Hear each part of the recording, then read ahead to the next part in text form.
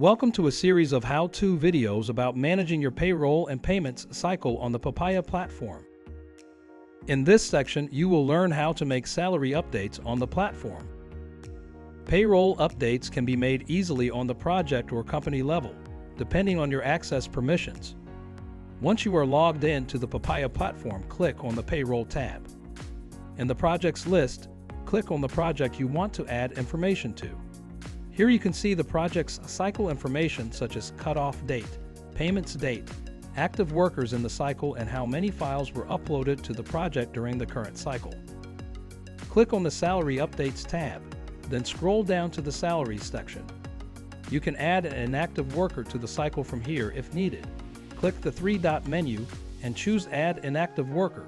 Choose the worker from the list and click on Update. Now the worker will be a part of the cycle. If you need to update a worker, go through the list or use the search box to find the worker you wish to update and click on their row. A new window will open in which you can see the worker's information and salary components. Click the component you want to update and click the pencil next to the amount to edit. Edit the amount. You can add an internal comment with details, which won't be visible on the salary updates file.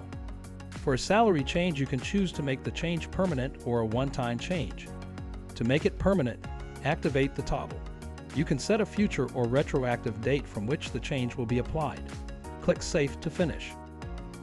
To add a new variable to the salary, choose the salary component and click on Add Cost Item. Choose the correct cost item. Add the amount.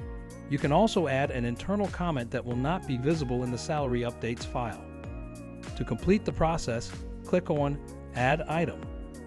Repeat this process for any worker you wish to make updates for.